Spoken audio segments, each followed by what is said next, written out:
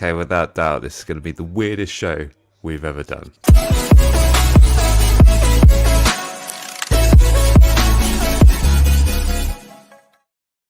Alright, hello, welcome to the Matchday Vlogs YouTube channel. As always, please remember to smash that like button and hit subscribe because it really does make a difference to the channel. We're here this evening to preview the upcoming game at St Mary's against Liverpool Football Club, but we're also paying a close attention to a game which is just about to kick off, or at least on my screen it's just about to kick off, between Leeds United and Chelsea Football Club, because of course, if Leeds fail to get a point from this evening's game, we are effectively safe on the basis that they have a large goal difference between us. I think they have 15. They've conceded 15 more goals than us, which seems really hard to believe that, but there it is. So we're going to be keeping a close attention on that game, as well as perhaps having a look at some of the other games which are going on tonight.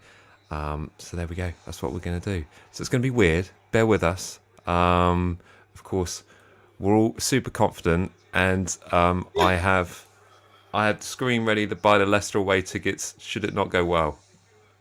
How are you doing, Jack? You all right? You just put that away, yeah? Just put that away, because we won't need it. As much as I love an away day, I don't like a sad away day, and we're not. Your rationality for buying those tickets is what scares me, not the thought behind it. Yeah, it's go to support the boys. Reasoning. Going to support the boys, I'm all for it. And if I can get the time off, maybe we'll do it. But the rationality in your head of why we want to go do it is just bizarre and upsetting to me that you'd want to do it. The rationale in my head is it might be... I'm not even going to say it. Exactly. So if you don't say it, don't have the tickets open. These are just simple rules that I live my life by. If I don't temptate. And ever since catching COVID, I try not to, slander God as much. I just do these things. I'm just trying to make myself a better person. I don't even know what to do as a title for this. I'm putting in a banner. I'm thinking like, God. Southampton ? Yeah. What's the abbreviation? Lee Chi. I'll put that. Lee Chi. Watch along. Yeah, sure. That's what this says. Yeah, Lee V Chi. Watch along. So as always, smash in the comment section where you're watching from. It's always fun to know. And also what your expectations are for this evening. Are you worried at all, Jack? Are you? No, because I do think these teams are worse. I think it's a battle between Leeds and Everton. Although I'm not saying that we shouldn't be concerned, because we should, because both of these teams could, pull something out of the bag. Yeah. But I'm kind of confident that we'll be here next season. I'm sure it'll be fine. Yeah. Shout out to Barnstable, Devon. Ooh, I think I'm on my way to Devon tomorrow. Well, don't tell them that. Ashburton. Never been there before. Should be fun. Oh! Wow. You got something? Yeah. I guess I feel like I'm about 30 seconds in front of you, and Mason Mount has just banged one in the bins. Oh, nice. Hooray! Yeah. Everything is fine. We are staying up. So yeah, I feel fine about it. It's like Gabbiadini against Swansea, innit? Yes. Lovely Les Reed went to Europe to buy a Lamborghini. I'm miles behind you there. That's what we're after. Yeah, great goal. Bang. Yeah, we don't got to go to Leicester. Hooray! Early days, everyone. What would you say? Early days. So, I still haven't seen it. I'm on 2 minutes 55. It's coming. Oh, it's a great finish. Do you know? I think that's the first time we've ever celebrated something from Mason Mount. Yeah, you did it as well. Yeah, I'm going to be fine. silent. I'm going to do this. This is going to be my celebration. You know what? I'm just happy to be the guy that's ahead in the stream for once. Oh, I did a little celebration there. I told you. There's a little one there. Good goal, wasn't it? Yeah. He's doing a little celebration as well, isn't he? 9 more of those, please, Chelsea. Yeah. 9 more. So there it goes. It's currently Leeds United 0. You all know this. I don't know why I'm telling you, because you're all in the future. So you tell me what the score is. So it started very, very well. Yeah, we can start talking about the preview now, can't we? Yeah, fuck it. Yeah, fine. Now Season's over, guys. Just if they're taking their foot off the pedal, you just take your feet off the pedal. Yeah, we can just cruise this to the end. Yeah, absolutely. Do you know, looking at those games that both of these clubs, all three of these clubs have got, I think Everton is safe. Yeah, I think they're comfortable. it's funny, unless, Yeah, but yeah, in reality, let's face it, it's probably Leeds to go down, which is a shame. That is we a didn't shame get to go see. to Ellen Road. We didn't get that way. We didn't get that away day. Nah, that's a shame. That's a shame. Sorry, Notts Forest next year or Luton. Yeah, We got games. No games next year. yeah. But I guess, looking at the fixtures that Burnley have got, I mean, they've got Tottenham away on Sunday, and Easy then they've free. got Aston Villa away as well, and they've got Newcastle at home for the final game of the season. So yeah, it's crazy where we are at the season now. Do you know what I mean? Like some teams are like, is it United's last? Is this Leeds' last game? what do you mean? There's some last games coming up soon, aren't there? I mean, like people have got like their final games this week, don't they? There are teams that are already over, and you got teams with like 3 games to go. It's crazy. Yeah. That we're now at the stage in the season now COVID's finally catching up with everyone. We're like, right, here we are. It's all over the shop. Who knows where we are? I think Man United, they don't play until the 22nd of May on the final day of the season now. So, have they scored again yet? Oh, they should have scored again there. Nah. Come on. But, of course, Chelsea are going after solidifying their top 4 positioning. But Venom M1X put in a comment, which I'm generally worried about. I think Everton will go above us. Yeah, that is an issue. Which will look horrible. Listen, we all have our opinions on how bad we are right now, and we all know it. It's not great. We've just got to see this last little bit out with a nice easy 3 points this weekend. Next week, sorry. And then a huge away day to Leicester. It'll be fine. It'll be fine. It'll be fine.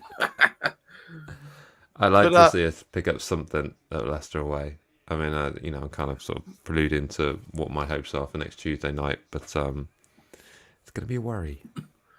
Yeah, I'm not saying glad I'm not there, but I'm not upset that I'm not. Like, I would love to go watch Southampton one more time this season. I would love to see at the end. That'd be nice. But, given the choice between that and seeing Alt J perform, awesome wave and fall, I'm sorry, but I'm just going to go see Alt J for that one. Very nice. Very nice. Yeah. That will be too. We also have a quick, I know we addressed it in the, the post-match feed that we did on Saturday night when it was generally quite raw. But of course, the defeat to Brentford, I think, will still be on everyone's mind. And I think that's maximising the emotions that a lot of Saints fans currently have against the hierarchy or perhaps the coaching staff and the gaffer at Southampton Football Club. It was a very disappointing end, which ended in a 3-0 defeat, which kind of felt a little bit like that score. Like, looking back at the highlights, I think the scoreline flattered. I don't think it perhaps was a 3-0 defeat, but that's what the score was. It was a horrendous end to the game, really, and, something which was quite horrible afterwards, considering the scenes with the away fans chanting, "You don't know what you're doing," which is probably a fair comment given the substitutions that were made. But in terms of the other thing we need to look at is perhaps the investment in the squad and the other factors that go on. So I'm not justifying some of the things and decisions that Ralph has made, but there are other factors to it, aren't there? There are other implications to the lack of the coaching staff, in terms of the investment in the squad, in terms of the actual ambitions of the team was basically stay in the Premier League. That was ultimately the goal of Southampton at the beginning of the season.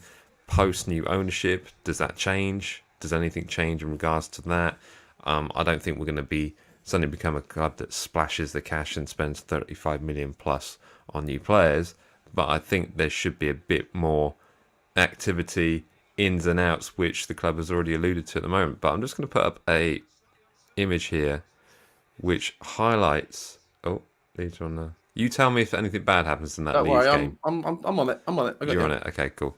But just having a look at this, I mean, you can't even see us because the banner's over where we are. Let me just hide that away. We are down there. Look at that. So this is basically the net spend of Premier League clubs over the last 5 seasons, and you will see that currently two teams which are residing in the Championship actually sit above us at the moment in that table, with Bournemouth spending 100 and how much is that? It's very small on my screen. 176 million, and also Sheffield United spending 56 million compared to our net spend of 22 million. And only one that beats us is Norwich, who are actually in 25 million profit. That has to be looked at Yeah, in terms of, but on the same respect, it's like, wow, look how well we're run. yeah. It's hard. Like coming out of the game, you're right. It was quite emotional. That's the last one. Mm-hmm. And I think watching it back, I was like, I don't think we got a lot of things right and a lot of things wrong, but it's there was progression. There was progression at a certain point this season, and there Yeah. were times that this season we were saying all of this. Look at how well we've done, given Yeah. what we've got. Look at how well we're doing, considering where we probably should be. Mm-hmm. And now we're at that point where actually, right now we are where we should be, and it's a bit humbling for everyone. Mm-hmm. And for a long time, it was Ralph was the little bit of consistency there. Like even if the team gave up a little bit, we were doing some right things. Yeah. And then, but what he has to be held accountable for is the last few games there have been all those decisions where you're like, why has he done that? Like don't know what you're doing. Chance isn't just because of the Ori substitute. You can think of it as like why wasn't he bringing on Shea? Why wasn't he? They get in the games before there was loads of decisions that we were like, why are you doing that now? Yeah. Why is he's not helped himself. But you still can't take away what we have done, and that is the thing about this summer that we all thought the thought of this summer at Christmas time was right. Finally, Ralph can get that bit of back in. Mm-hmm. And if he's doing good now, imagine how good we'll be doing once we get this investment. It'll be great. The only difference now is that it's cut up to us of like, oh my god, we really need this investment and we really need something to happen. So I'm now of the mind of right, we've got to give him it now. This is it now. It's ride or die now, baby. We got till January for this to be wicked. But the thing is, you'll get to January and we'll probably do the same again where it's all good and then. Yeah, exactly. I mean, you sent me a statistic or an article earlier that basically said how Salasu and Bednarek are, two of the league's top defenders. Yeah. And actually looking at some of the statistics deeper into that, actually Salasu has the most interceptions of any defender in the Premier League. And in second place is Bednarek. So when you think of it in that regard, it's just like, well, what does that mean? Is like, does that actually mean they're having to make more interceptions because of the style of football we play? I think yes. I think ultimately, the style that we play, it pushes them into those positions where they have to make those things. The fact that Van Dijk is having to make less interceptions tells you one thing. Liverpool play with a lot of possession and they play very well in attacking football, and they're at the top of the league. So it's a bit like looking at goalkeeper stats, isn't it? It's like Melier being like the best goalkeeper in the league because he had made the most saves, but he's also conceded the most goals. Yeah, so, at a certain point, it breaks. The dam breaks. There's so much pressure on it, and we're now at that point where the dam is broken, and we need a bit of something else in the squad. Yeah, and that's the only way to get that is to bolster the team. But you could say as well, the team that is there can get the fact that they can do those things and they're not doing them right now. Why is that? Sure. And what is it? Because if you're thinking look at Lianco, we all want Lianco to start playing a little bit more. What does that say about Lianco and Stevens that they're not can't get into that squad? Because in my mind, at the beginning of the season, there was a point where we were like, well, you could rotate any of these centre backs because it was as long as you pretty much keep Salasu and you could pair him with Stevens and it was worked well. You could pair him with Lianco and it worked out quite well. And now we're at a point where it's like, no, we're staying with this pair that we know and we're not moving. It's like, well, what's happened? Which haven't been great. Yeah, they haven't been playing well. So why aren't we going with the other options that we have? That at one stage of the season we all sort of thought we were in a bit of a par. Mm-hmm. That second centre back spot next to Salasu, there was points of the season we were like, wow, Stevens might be better, or Bednarak might be losing his place, or now Lianco's coming through. That's now a big question. To a point now we're like, why can't the other two get a game? And why is Bednarak being so awful? Why is he getting turned so easily? Yep. And there was I was listening to, I can't remember which podcast I was listening to this week. We were talking about, like little like mentality things from like Bednarak, like the fact that, in that big game against City, he decided to take a break because he had a big game with Poland coming up. It's like, you've been in the FA Cup game. Yeah, the FA Cup game. He didn't play that game because he was having a break to get ready for a Poland game. So that sort of thing. You're like, well, where's that mentality come from? How's that been allowed, and where does that sink through? Like, that's not cool. Yeah. And you got to sort that stuff out. But it's better for Southampton to keep Ralph and get a new backroom staff, because it doesn't cost anything to fire coaches, really. No. Compared to what you have to pay, what you think have to pay maybe 8 mil or something to get Ralph out, maybe 3 or 4. Who knows? But then you pay for a new manager to come in. That's a player that you've lost. Yeah. In the transfer window, and then you're saying that you're gonna have to bring a whole new coaching staff in as well. Anyway, if you're gonna get rid of it, you're gonna get rid of it. Mm-hmm. Because let's be honest, there's no. You look at United, like they've had that same coaching staff. It doesn't matter which manager comes in, as long as they've got that coaching staff, it's going to be terrible. And that's what it's been like with us. We never really placed Danny Rose since when he left us to go to Munich. Yeah. What's his name? Richard Coles. He's a video statistics guy. He's not really a second man. And when was the last time we had a new coach come into that squad? That wasn't a goddamn goalkeeper, by the way. Like we've been saying that. We've been saying that all season. Like, why do we have 3 goalkeeper ex-goalkeepers? Yeah. Coaching the entire squad. What does Calvin Davis do? We love him, but what does he do? Apart from keep morale up. And at a certain point, a new face in the dressing room with new ideas is better than someone who keeps the morale up. Voice. Yeah, absolutely. So there's ways to back and bolster this squad that's exciting, because we know that the style of football works, and when you get the players in, it does do stuff. Like, we can't forget those bits. It's just it, but at the same time, you can't ignore where we are, and that is, in dire spots. Yeah. Come on here, Matt Litters should become a coach. That'd be an interesting one. Step down as an ambassador, coming in as coach. I think we've gotten worse over the years with Rav. I'm not.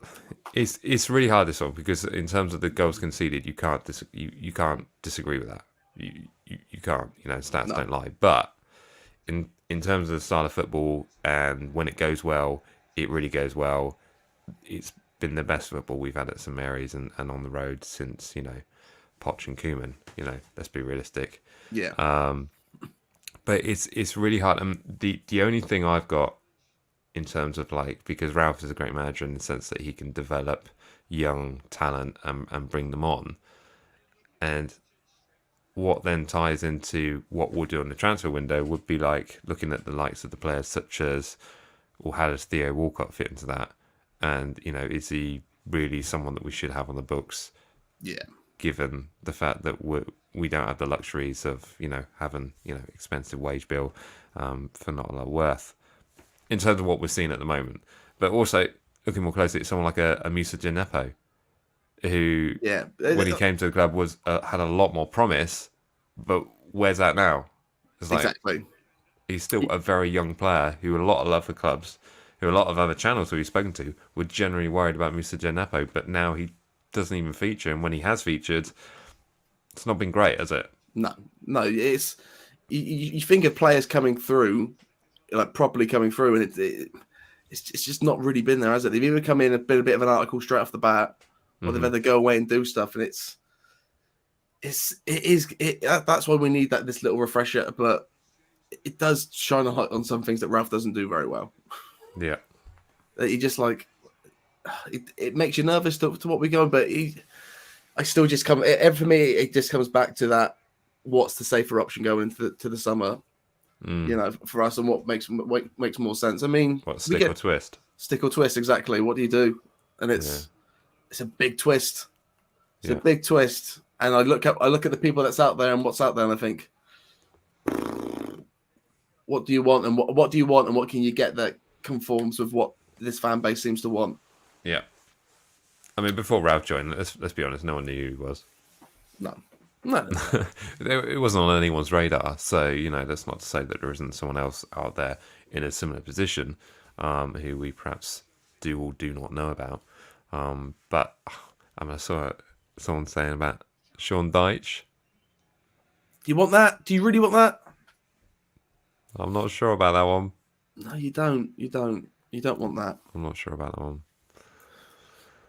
But this is it. It's a case of whether you completely switch the ethos and the style of football we're playing to a completely different style, which is a lot more safer, where perhaps to see... and we're already seeing fewer goals at the moment anyway, so it's just the fact that we're not scoring goals up front and conceding a load at the same time. So, like we said in the last video, mate, it's like we, as Southampton fans, we know what it looks like when a manager's going to be sacked. And this is it. And it's a very unusual thing for Southampton to be in a situation where they will carry up this manager, because there have been certain moments. Because you feel like that when, let's think when Pure went, there were, like we always say, history will look better on him, but we weren't happy. But the results were there. But you can see that there was that was something different. But when you look at like Pellegrino, like it was awful. We didn't get any results. Nothing worked ever. It didn't work ever. Not one point did that work. Mark Hughes got us safe, and then it never worked ever. Like after you got out of that mentality of we must survive, it never worked. With Ralph, you've got a manager with it has worked, but it also hasn't worked. And now he's been there for such a long time, longer than like we say, any other manager for us in the Prem. And it's like this is a weird spot for us to be in. And do you back this? Do you back it? Do you try and really make something of it, or do you just cut your losses? It's hard. It's so difficult to be in this situation, which I think is quite rare for Southampton. Yeah. Sorry, I'm just reading comments. Good. I'm glad I can entertain you. Yeah. So yeah. We could get Coman back.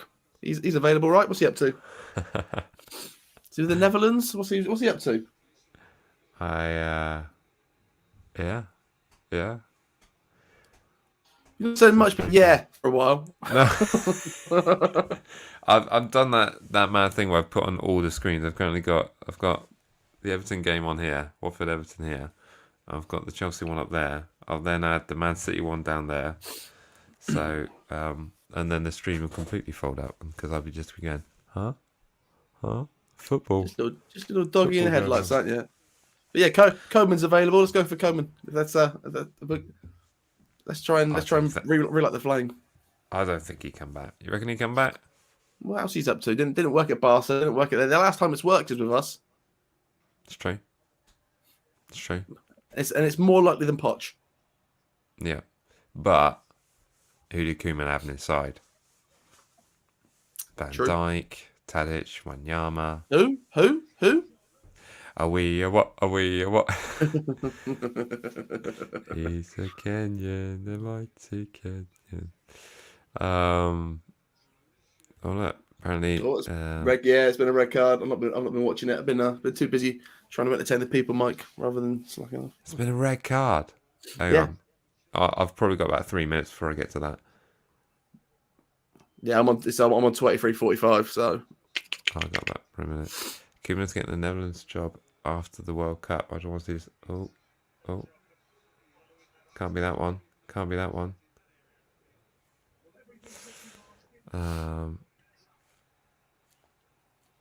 You've all seen the red card. Yeah, mate, you're too far behind. You need to catch up the rest of us. I want to watch this. Oh, that's the one, isn't it? Yeah, Dan James, off you pop. Wow. Didn't even hesitate. It's naughty, innit? Wow. It's naughty. He saw Ailing and went, I can top that. We are staying up. We are staying up. I do like the fact they're going out in full dirty Leeds mode. I think that's pretty funny. They're like, right, we're going out. Stupid. We're going out. I've got to watch this replay. Seriously. Jesse March had never seen anything like that. I mean, the Ailing one at the weekend was pure madness. But let me have a look at this. Come on, Sky. They can't show that, mate. It's not past the watershed yet, is it?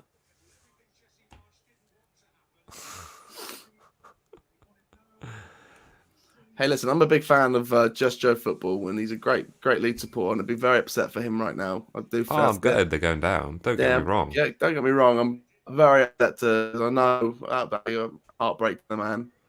But my God, what a lord! What, just go out in a blaze of glory.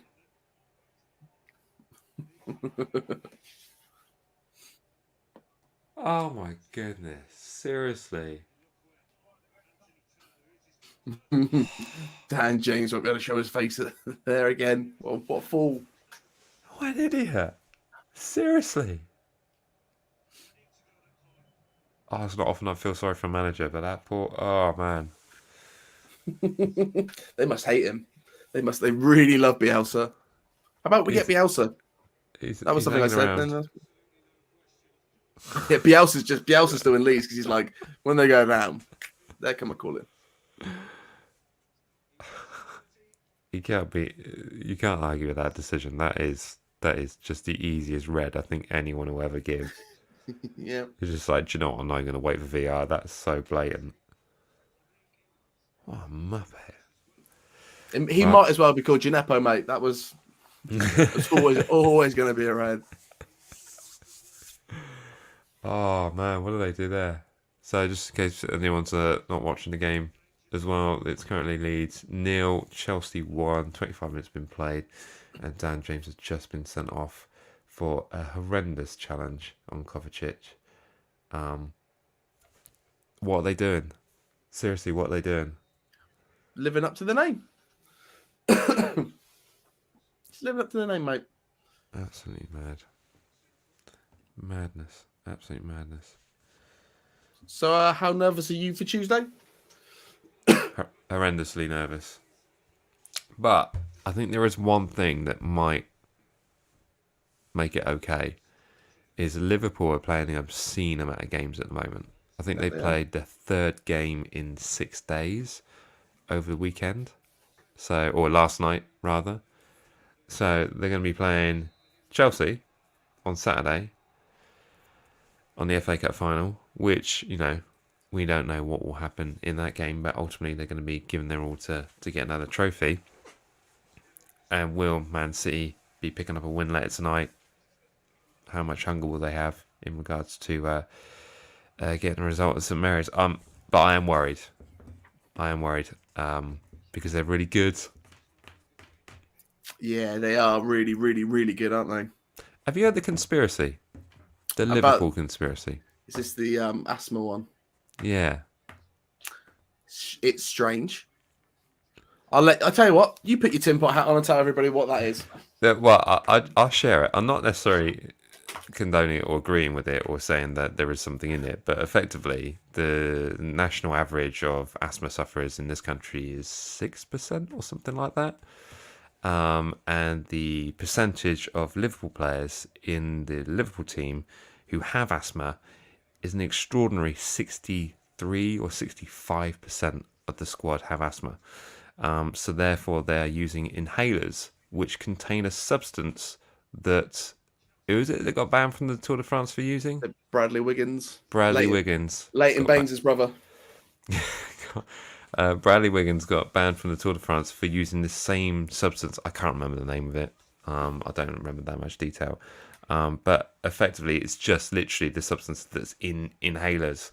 But does it give them a competitive edge? Does it make them run faster? I don't know. Hey, we were talking about Liverpool when they were sort of mixing up the COVID results, Hey, listen. Do you remember that? If us going down at 60 to 70 minutes for, a water break is considered cheating, I consider any form of steroid cheating. Let's bring on the pettiness of it being petty.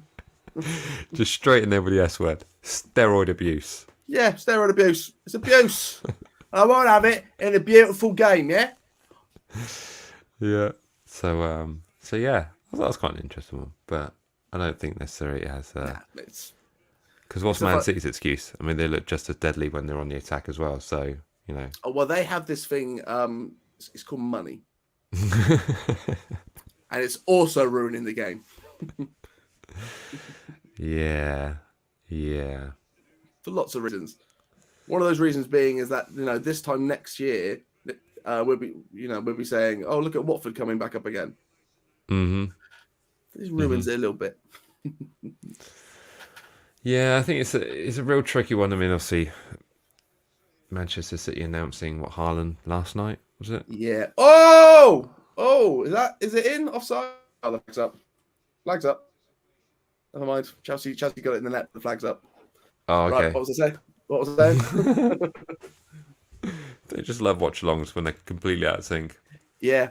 What was I saying about that Liverpool squad? Liverpool. But looking again at that spend statistic, there's a couple of things in here. I'm using my mouse cursor. Imagine that you can see it, but no one can. Manchester City right at the top there with £601 million net spend. Everton looking pretty terrifying in 4th position. Yeah, but that'll be a points reduction next year, won't it? Yeah, it will be. It will be in terms of the FIFA fair play. But I don't know how Man City get away with the FIFA fair play spending that much. Like, how does an Everton? Do you know what the funny thing is? The answer to that is actually the problem as well, and that is money. Money. Yeah. They get the money. So yeah, it's a disgrace. But here's the thing: you can't. But Liverpool are up there, but let's be fair, they've they've not spent anything, have they? They've been fantastic. That's the thing that really annoys me about Liverpool. They've sold really well as well. I mean, they in the 5 years, does that include? Well, it would include Coutinho, right? Wouldn't it? Yeah, that include Coutinho because they bought Van Dijk and Alisson with that money, didn't they? And Suarez. Would he be in there 5 year? I think was that not be Rodgers? Could be. Maybe. I'm not sure. It's Liverpool. I don't really care that much. But the players that they got, the thing is that now they're a team that have got a bit more depth. Like you say, like who they can not start, they can not start Mane and Jota, and they can still play Diaz and Firmino. And it's Origi's unreal. Everyone always sleeps on Origi, and he comes on the pitch and he absolutely ties it off. Doesn't matter what they got, mate. Doesn't matter if they're playing Saturday, Sunday, Monday. They can still come with us with a slick side that haven't played. Yeah. The heartbreaking thing will be, mate, is when Taki Minamino turns up and bags a few goals against us. Would he celebrate? No, I don't think he would. I think he had a fun time here. I don't understand why people gave him such a bad time. I'd happily see him here in the summer, Mm-hmm. Yeah. Yeah, no, it's definitely a good shout. But, looking at those numbers, I mean, it just makes it even more amazing what Liverpool are doing. It's unreal, isn't it? It's unreal. That's why anybody like says, like, do you want Liverpool City to win the league? It's like Liverpool, because they did it like a football team would. Yeah. With a really good coach and spending a relatively appropriate amount. Yeah. Yeah. Yeah, absolutely. I mean, that said, Chelsea are only just above them, and they spent 100 million on Lukaku last summer, and kind of polar opposites, really. What I probably will say though, if they come and, knock on wood, the worst comes to worst, I'm not going to say the big number, but I'm saying anything, a Chelsea or worse. Let's put it that way: a Chelsea or worse performance. It could be really, really shaky ground for him. Mm-hmm. I don't think they need to come out and end the season with a few performances. If you lose against Liverpool, okay, but let's lose. Wow. Yeah. Let's go out and put a performance in. Let's go and let's do that.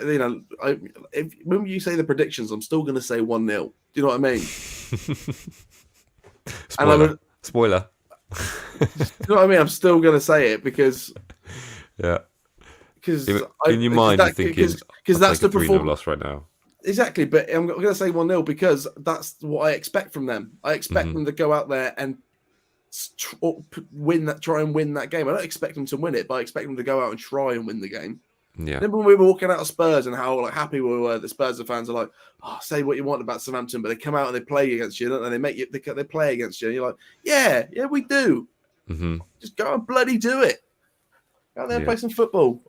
So many times there, I was going to swear. I want you to know that.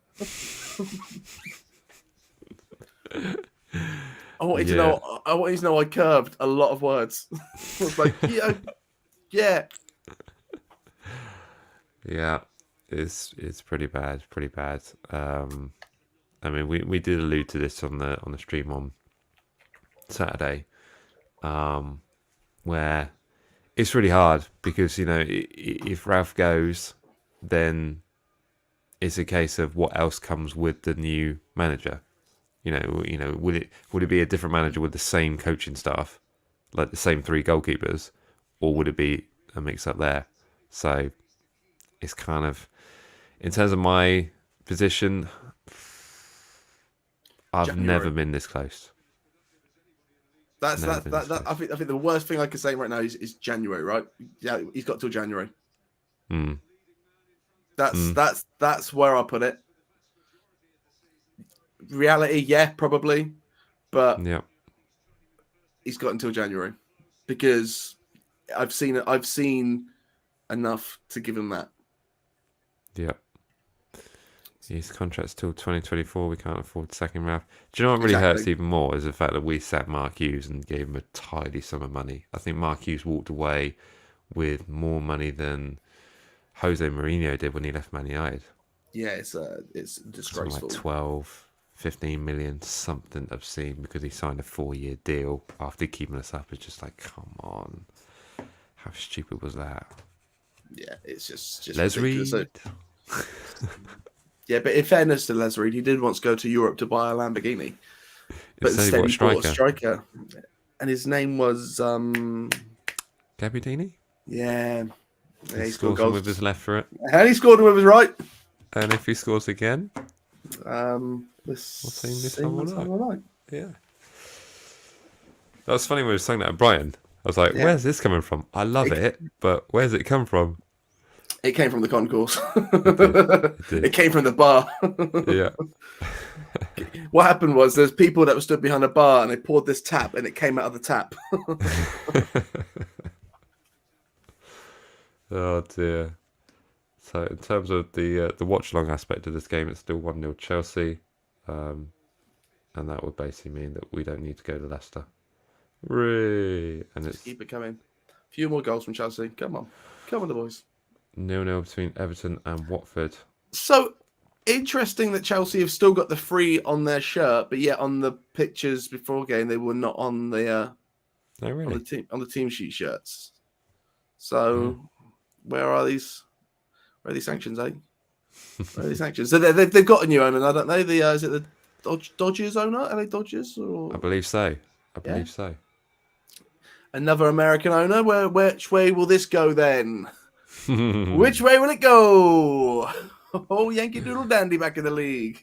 Yeah, I think he wants to make a marquee signing now, but now Haaland's gone, then who do they make? Would it be Harry Kane? Because I look at that now and I think, Kane can't stay at Spurs, right? If he wants trophies, he can't stay. No. And it would do Spurs better and an incoming manager, or let's say, or even Conte, to get X amount for Harry Kane. Yeah. And it's not going to be City now, is it? The only real logical choices would either be Chelsea or Man United. Yeah. I think if because he's staying in the Prem. He's staying in the Prem. Yeah, if Spurs somehow get Champions League football, then I think there's a chance he'll stay. I think it's better that he doesn't, though. I think it's better for everyone that he doesn't. I think Spurs can have the reinvestment, and they can, bolster that squad again. I mean, look at what they do with the sale of Bale and stuff like that. Bits and bobs came in, and they just need to go again. Yeah, and I think if he stays at Spurs, though, he sort of becomes an Alan Shearer, won't he? In the sense that he's destroyed all records, but not actually won anything really. Yeah, and let's be fair. I would love to see that in the game. There's it will get to a point where with Harry Kane, where we will all realise that he's staying at Spurs, and it will switch to being a story of where's he going to go. He should go do this.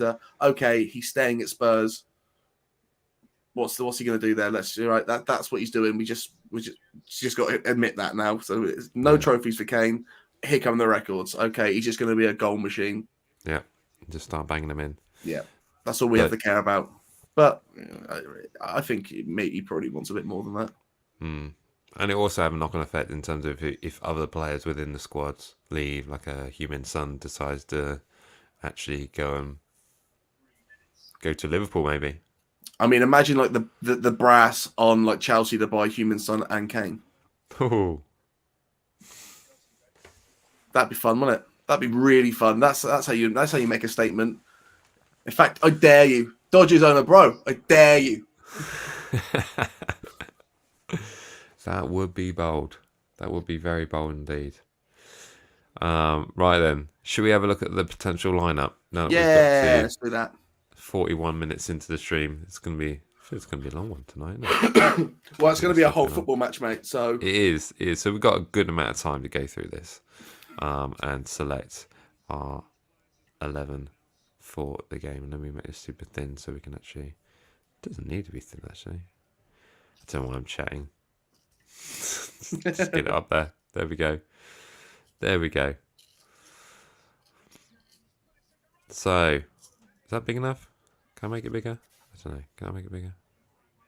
Oh, that's what makes it a bit bigger. Do that way. Yeah. Does the job. Yeah. Does the job. Yeah.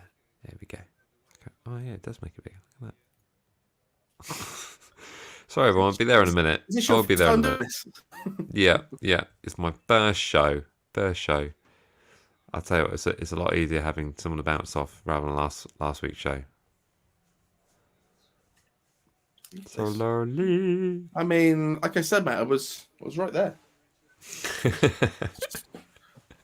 Okay, so, I wasn't conscious, but you know, I had a second. So this is our predicted lineup for the game next Tuesday. It's nearly a week away, but I don't know. I feel like we have enough information that we can predict a starting 11 or our preferred 11. Yeah. It's starting goal. There were rumours, in the sense that I got a message from Jack that Fraser's going to be offered a new contract. It looks that way. It sounds like there are talks along the way. But it's just the right decision, isn't it? Like it's punishing yourself twice to give McCarthy that contract and then play him just because you've given him the contract. Yeah, it's like you're at a point now, like you probably shouldn't have given him that contract, but to play him is just like doubling down in your stupidity. So let's get Forster a new contract, and you know McCarthy will probably be third choice or be sent off. Indeed. Because they're still going to be looking at that new young goalkeeper, and I mean that's still what they still have to do those things. Yeah.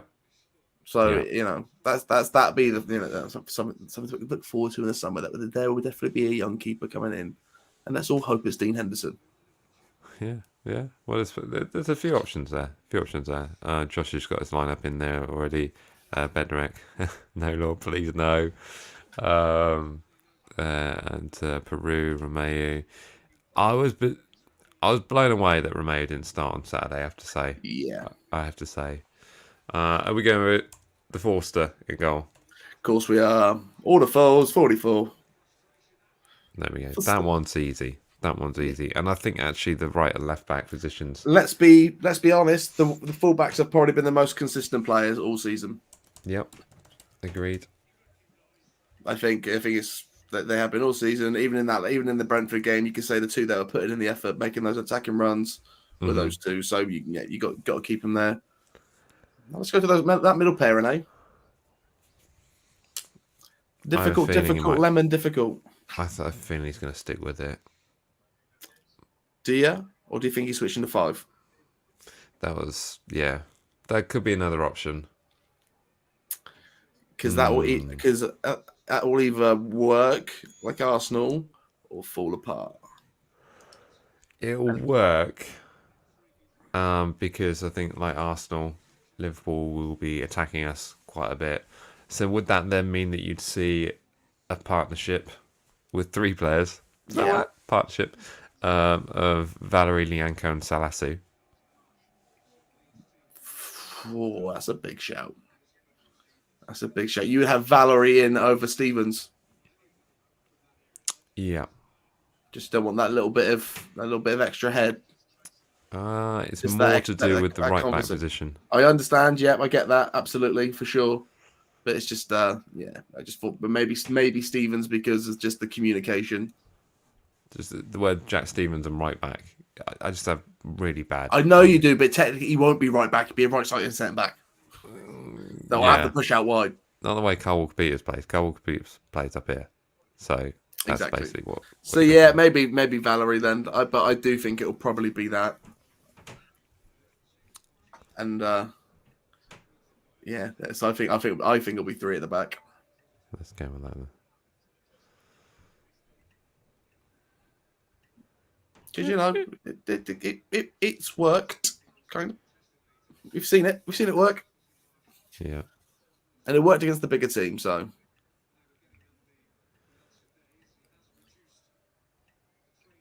I think it'll be 2 at the top. I think you push one of those wide. Yeah, that's what. If we took the top, it'd be one. Be No, Brozier on his own, wouldn't it? Be one. You think Brozier? Let me tell you about a little man called Shane Long.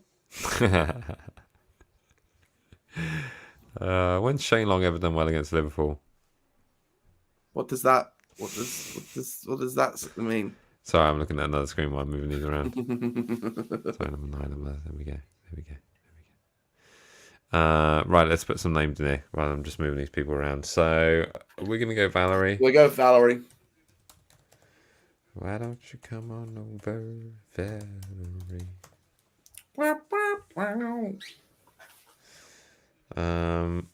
Salasu. Yeah.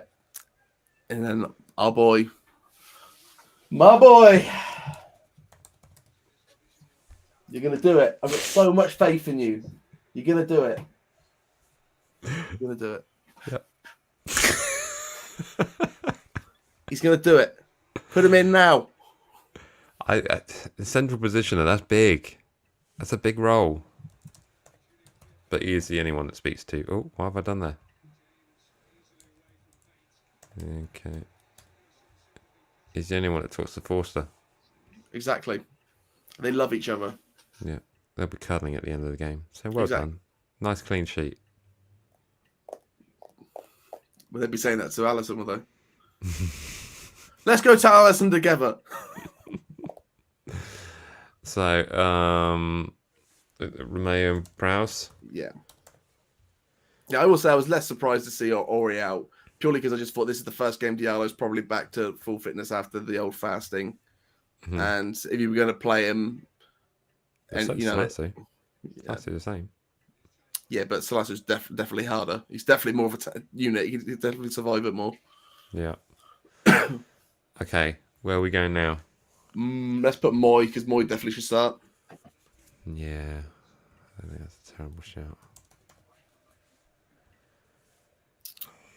Now there, logic dictates Stuart Armstrong. But there's also a part of me that wants Nathan Teller there. Teller would be on the left if he is. And there's also another part of me that wants Will Smallbone there, you know? No. How dare you say no to that? No, I just think he needs someone super physical on that side. On both sides. On all sides. So not Redmond then. Let's put pop Armstrong in there. It's not like Stuart Armstrong's super physical anyway, is he? No. It's real hard. Not. But also, if we're playing this one at the top, I guess the idea is that they'll probably cut in a little bit more as well. Yeah. Yeah, I'm going to put Stuart Armstrong in there. I think Teller's great, but I just don't think he's overly confident and physical. And we're going to need a really confident performance on Tuesday. You're going to have to play with a lot of confidence. So who are we sticking up top? Shea Adams. Ooh. If you were going to choose who's probably our most consistent striker, it's probably him. I would say, though, if you looked at the 3 options that we've got... 4, okay. We'll put Shane Long in there, just for argument's sake. When he starts Shane Long, you're going to send me an apology, please. But out of those four strikers, who can create something out of nothing? I mean, it's Brozier. Hmm. And in terms of having someone up there all by himself. Now, that said, I was there at Turf Moor when he basically did nothing when we played this system. Exactly. But that's the thing. You got to look at this in a little bit of form as well. Okay, Brozier, he did do some bits in the in at Brentford. He did try to make some space as well in Burnley.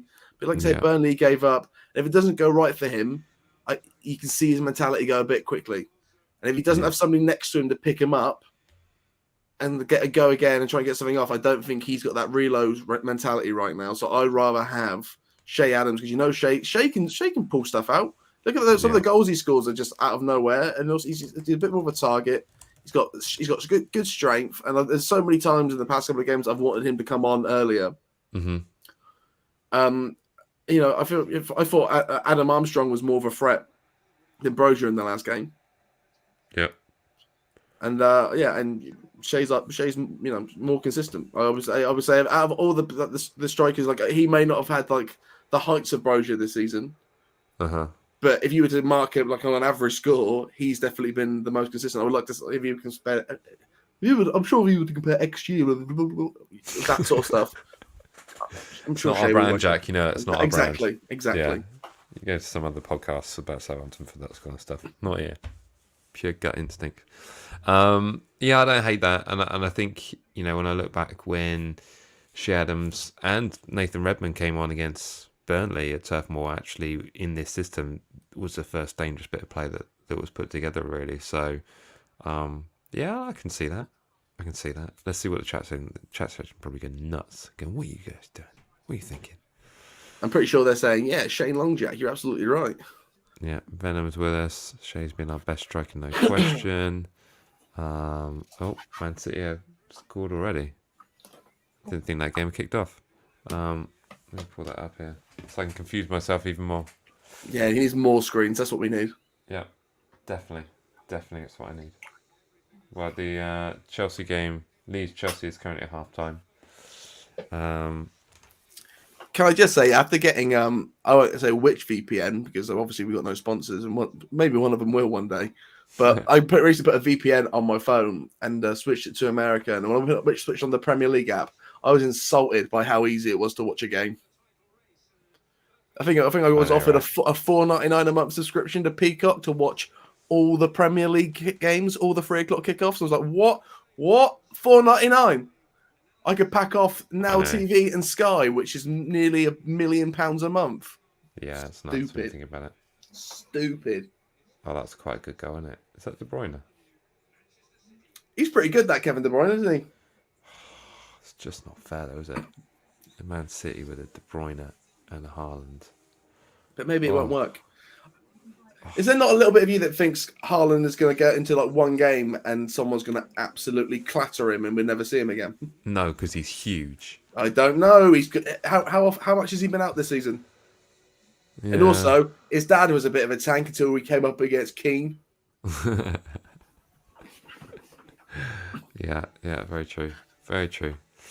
Some comments here on our line. We need at least 4 in midfield. I think we need at least 8 in our midfield, along with 5 more defenders behind it. But we'll see what we can do there. Someone mentioned about Shea being our best striker, no question. He puts in the work rate, doesn't he? He runs and he makes a lot of effort and he makes things very, very difficult. I thought Adam Armstrong, put in an all right shift. He had the ball in the back of the net, and had not been for a slight offside, that probably could have perhaps changed the game a little bit. But there we go. I'd love to see 5-3-2 with Stu at number 10 and Shea and Brozier up top. Not a lot of width there, and is there? No. But there isn't width anyway, so. Yeah, but there's lots of holes whenever we see that kind of stuff. So there we go. Lots of holes. Right. So there we go. That is our predicted lineup for the game. I'll leave this to one side and we can revert back to it later on in the stream. Because we are doing a watch along. This is what we're doing. I'm sure when we run out of things to say, we'll make what he's actually going to play. Yeah. But I think that's probably pretty close to what's going to be happening. It kind of feels like this is one of those games where if you were playing it on FIFA, this is where the game where Willie Caballero would be like, "Hey Gaffer, I feel like I really need a game right now. This is one's really important to come up to me." Do you know what I mean? Yeah. or just before a Champions League final. Hey Gaffer, I don't know. It's always been my dream to play in a Champions League final. Let me just go for it. Yeah, yeah. Shay's good at link-up play. Shane Long should start. Barney straight in there with a, we need a new squad. Yeah, there's a lot, squad. There's a lot to replace. I've got a backup plan for Tuesday, though. Oh, yeah? If You're going to come to Octo? If it does go horribly wrong, I might dig out this. I should have done this. There we go. Ready for the Champions League night.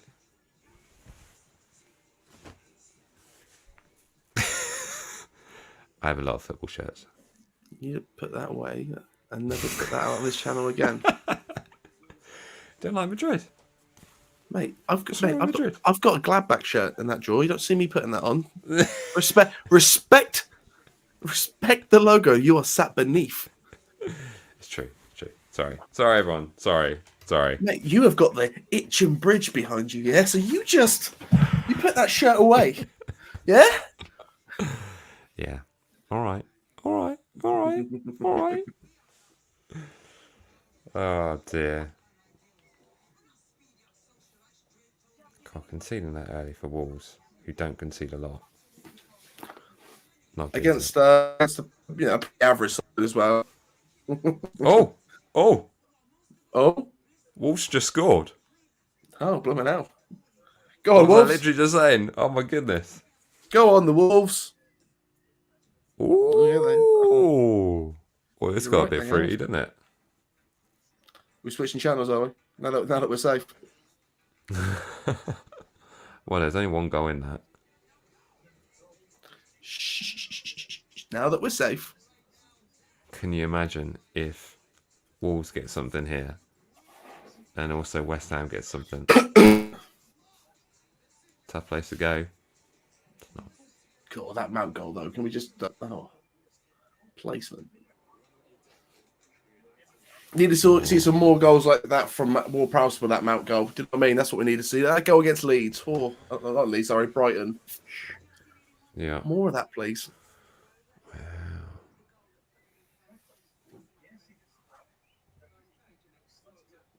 That's nice. That Dan James challenge is fantastic. Football. That's what I go to games for. That's why I go to watch like a Harlequins game on the Heath. Like, I want to see that. Wow. 1-1. It's happened again. And yes, to everyone in the chat, I would be a wicked centre back. I wouldn't get turned like Bednarek. Like I would put him to shame. I by the end of my career, I would be the top scoring Polish player in the Premier League. I don't know how I would do it, but I'd do it. I'd do it. You'd also change your nationality to become the greatest centre back the league. I don't know what process I would have to go through to do that. Yeah. But yes, yeah, I think I've got more of a chance. Imagine me supplying Lewandowski from the back. Just those big punted balls at the top. Go on, this boy, play. Oh my goodness. Oh, that's a really horrendous challenge. The thing is with challenges like that, right? Look where it is. It's on the halfway line. Nah, mate, that was like above his ankle. No, but you know what I mean. Ray, he's 0-8, trying to fish. It's just where it is. It's just like, why? Why even make that challenge? It's absolutely nuts. Oh, I'll tell you, I've had enough of. Who? Graham Souness. Oh yeah. Tell me about your everything he says just sounds like a negative. Everything. But the thing is, you got to ask yourself, where's Paul Pogba and all this?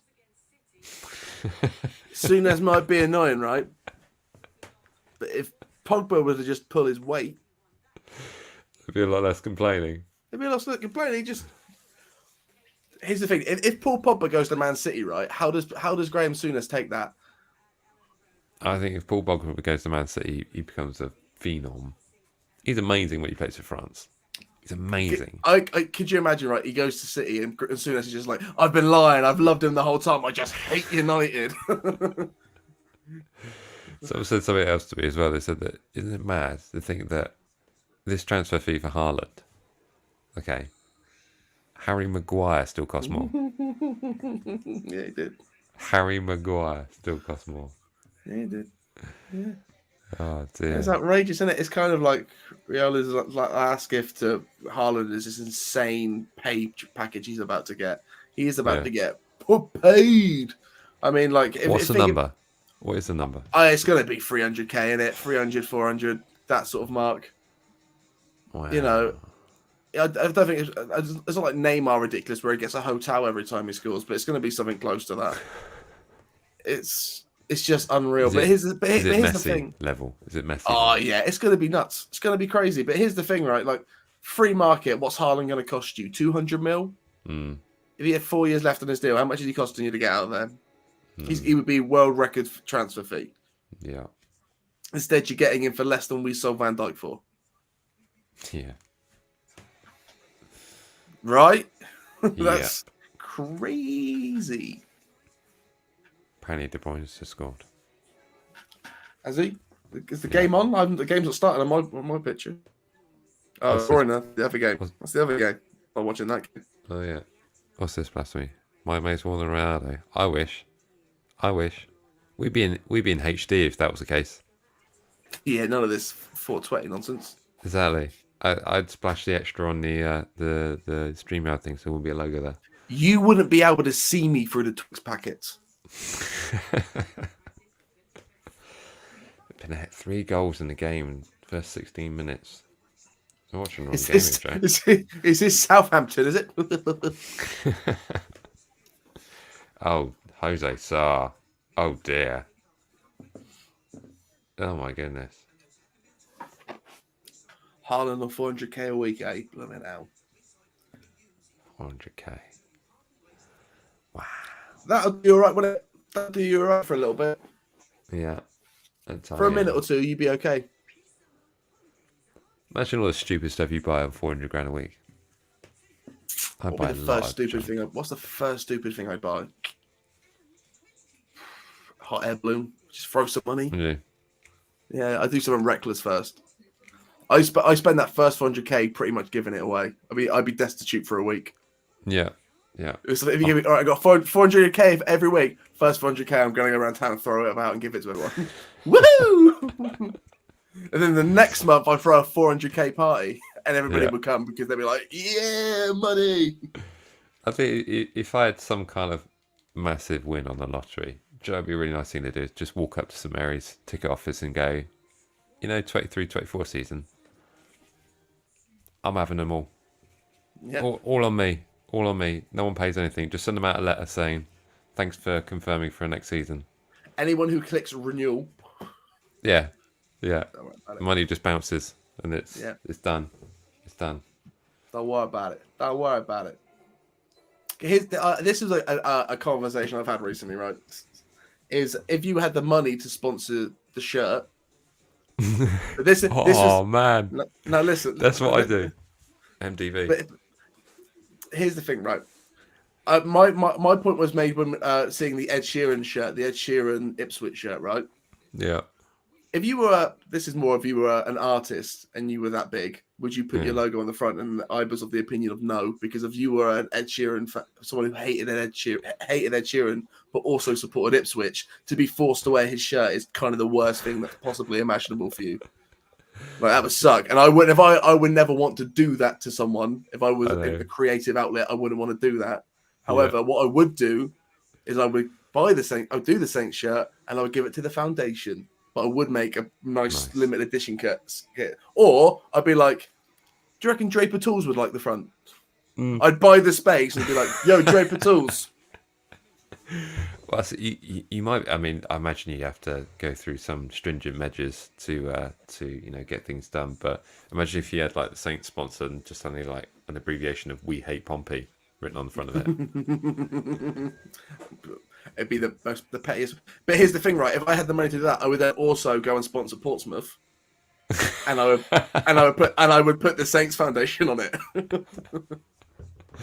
Love it. Look, that's better. I like that. I like it'd that be more. considerably cheaper. Yeah. Here's the thing: can't get angry at that because I said I put a cherry on it. Yeah. Insert. Imagine what number you'd have to pull out for them to go, oh, come on then. Just What some do you think? ridiculous amount. What's worth more, a season worth of sponsoring City shirts, or Portsmouth? Own Portsmouth. Own Portsmouth, yeah. You cut out. What did you say? I said, what would be what do you reckon is more expensive to sponsor City shirt for an entire season, or to buy Portsmouth? Oh, by Portsmouth. That'd be what team do you reckon it starts being closer to Portsmouth? The shirt sponsor. How much do you reckon you're buying Portsmouth for nowadays? 40 mil? Pound. Oh, harsh. Well, you buy it for £1, you can just get a ton load of debt on it, wouldn't you? That's the way it works, isn't it? Yeah. How much debt have Portsmouth got? I mean, I thought they had Disney money now. We've got a fan in Andy Hill's in the chat section. He can let us know. How much debt you in, Andy? Not you personally. Sorry, that's something horrible. It went dark really, really early there. Well, they are. Its supporters do own a fair club. bit of that club, so never know. Yeah, it's do. Yeah, they do. In which case, how much debt you in? Watford 0, Everton 0. I expected more goals considering the amount of players Watford have got out. God, there's still only one goal in this Chelsea Leeds game. I mean, they've only just kicked off for the second half, mate. Give them time. I hate the fact that they've got Southampton at the top of that as it stands chart. I know they have to put it in there now. Yeah, it's sad. It's sad, and hate that's why that we're people. there. That's why people want wanting God, mate. And listen, you can't argue it. At this point now, you can't argue the people who are saying Ralph out because they're right. It's absolutely up to Ralph. Mm. And and it will. They've already said he's got the back end. The Dragon and that they all love him. Sports Republic like him. There's a reason they bought the club, and he was a part of that. Yeah. So and they want him to be successful. And I know it's Southampton FC, not Ralph FC, and that is we do become danger of doing that. Yeah. But if everything goes to plan, it could be there's a plan. Stick to the plan. Yeah. Who's on your departures list though? Oh, all the coaching staff. Don't get me wrong. I think Ralph needs. Oh, players. Redmond, Theo, Gineppo, Bednarak, McCarthy. I expected McCarthy sooner from you. I know. I just didn't want. I didn't want to be. You just forgot, didn't you? Didn't want to be obvious. I tried to not think about current first team. You were starting with, weren't you? Current first team. Yeah, exactly. He's not been around for a while. I try to forget he's there anyway. That's 5. Any more? Yeah. I think that's it. May if you're gonna really bolster the squad, maybe Elyounoussi, but I actually think there's quite a lot of given Elyounoussi. I think as a player, I think he's been fantastic for us this season. Really, I think from where expectations were for Elyounoussi at the beginning of the season to what he's done for us, I think he's been really good. I think he makes a really good attacking runs. I think he's a good squad player.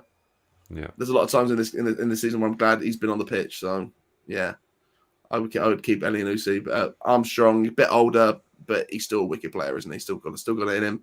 Stu Armstrong. Yeah. But if there's a case to bolster those wings and you need a bit more funding for it, that's where really, you let Stuart Armstrong go? But not it wouldn't be first choice. I wouldn't say I want him to go, but I'm saying if they're really serious about bolstering up the squad and really going to town, yeah, I'd accept it. Yeah, but I would. Do you know what I mean? It's kind of like the other end of if Bednarak goes now. If Bednarak goes to Napoli, what are you looking at? Kevin De Bruyne's third goal. Oh my goodness. He's just done it, isn't he? Oh, that was disgusting. Oh, that was so good. Oh, I mean, it's not often Wolves concede three, let alone concede three in the first 23 minutes. Wow. Sorry, I just need a minute. Sorry, everyone. I'll be with you in a sec. Lukaku with half a chance. Look at him, guys. He pulled out a Real Madrid shirt. He's absolutely dying over a De Bruyne goal. Mike's going soft. Mike's going soft. Do you know, when I went to watch them at the Etihad against Brighton, they looked dangerous the entire game, but I kind of it was quite devastating to see, and it made me feel quite proud how we got out of there with a 0-0. Even more You know, so. that is another thing to take. Another thing to look for on Tuesday. We did. We have big teams. Big teams we did right against ish. Apart from Chelsea, we won against City. City and Arsenal. United. Me neither. I'd love to see him at St Mary's. Whenever. Do you know who's a bigger name that I would welcome back with open arms? I think would be not a bad signing for us. It's Tadic. Okay. Because he's a bit older now. He'll play that more number 10 role, more of an attacking midfielder than he will that straight. He's probably better off in the position that we had him in. Yeah. Now than when he was with us the first time. Yeah. I think that'd be. I think our team cries out for a number 10, a slightly more attacking midfielder to sit in the middle. Let the wingers play wide. God, let the wingers play wide, and let the midfield play in the midfield. Yeah. Rather than having two strikers, we'd be more beneficial to have a number 10 that's a bit more creative, or even if we do have a number 10, that really creative number 10. You got Fan Jack. Mate, Jack Manager wins Champions League in 2 seasons. No doubt. Don't disagree. No doubt. He wouldn't even need any backup staff either. He could do it with 3 goalkeeping coaches. That's the difference, really, isn't it? There's leagues, there's different levels. Do you know what? It's been a while since I had seen a player manager, but looking at Burnley, I'm like, do you know what? This is my chance. This is my way back in, baby. Go do your badges. Get it done. I will say, when we went to go watch the one of the reserves matches, and we saw the guys doing the stats, and they were doing like the coaching degree at Solent, the sports. I was like, a bit of me was like, oh yeah. I reckon I could take Harlequins to the top. I reckon I can get them playing professional. Get the application form in there. Get back to what you're saying about Tadic, though. Part of me does think, like, imagine what a player he could have been at St Mary's had he had a decent management structure. Yeah. Because, he was there with Pellegrino and Mark Hughes and Puel, and he must have been going through that whole era thinking, like, especially the Puel era, like, such a defensively minded coach. Do you remember when I went to the club shop and I asked for Puel out on the back of my shirt, and they said it wasn't a negative form enough of attack.